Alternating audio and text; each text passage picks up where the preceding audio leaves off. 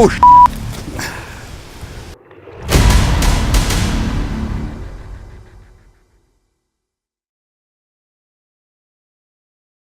the guys at Heliguy have given me a DJI Ronin 2 and they asked me to play with it for a couple of days just to get my thoughts on it. So thought I'd share those with you as someone who's not a specialist in gimbal use. Oh, Christ. We decided to put the Sony FS7 on and used my dog as the star of the show and basically just chased her as she ran wild through the woods. It's impossible! So the Ronin 2 comes packaged in the same huge hard case like the original Ronin did. It's well packed, it's not going to get damaged at all, but at the same time it is huge, it is bulky.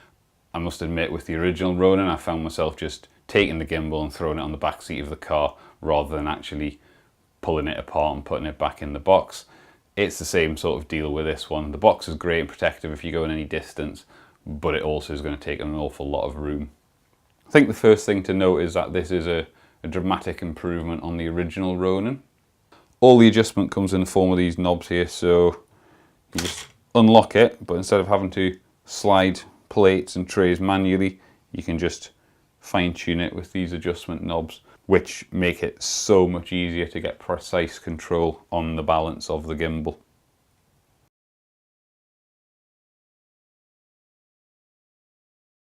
Some other features that I really like about this gimbal: it has a panel integrated onto the back now where you can adjust the settings, where you can do the auto tune, adjust the smooth track controls, etc.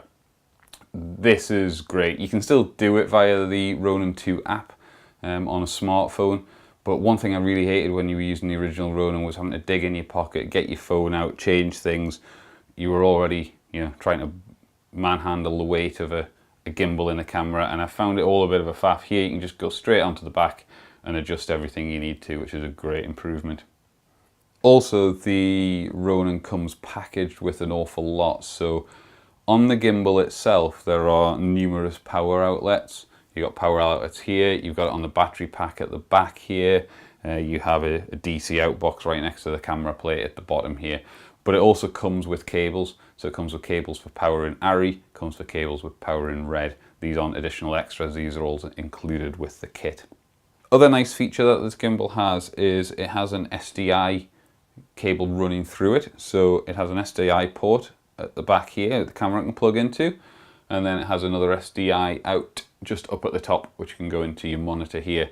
So therefore you don't have to run a long cable going from the back of the camera right up to wherever you choose to have your monitor mounted. I normally have it on the right hand side as I'm looking.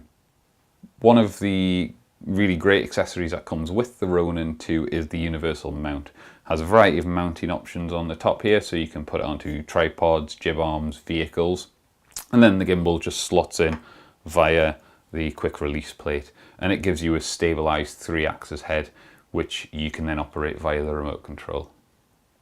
So I think that's probably enough of talking about the unit itself. Probably should just have a look at the results that we managed to get with very little setup time, really. Where's the dog? Mabel!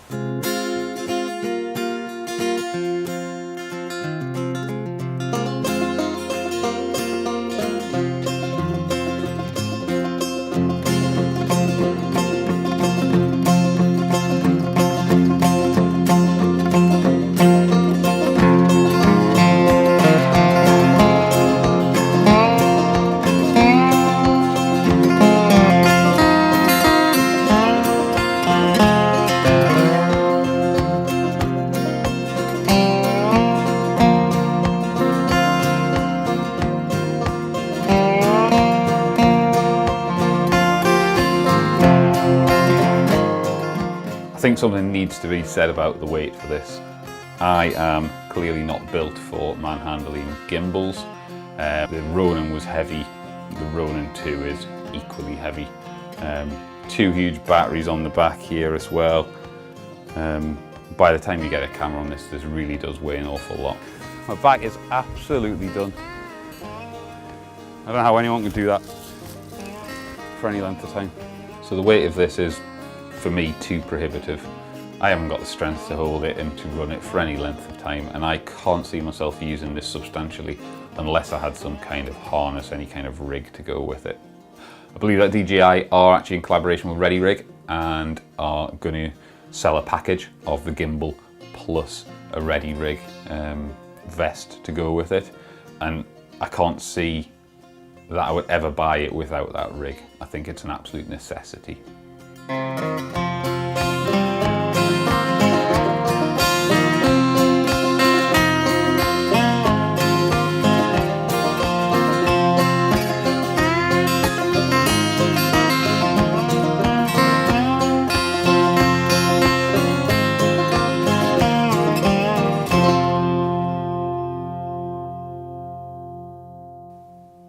That was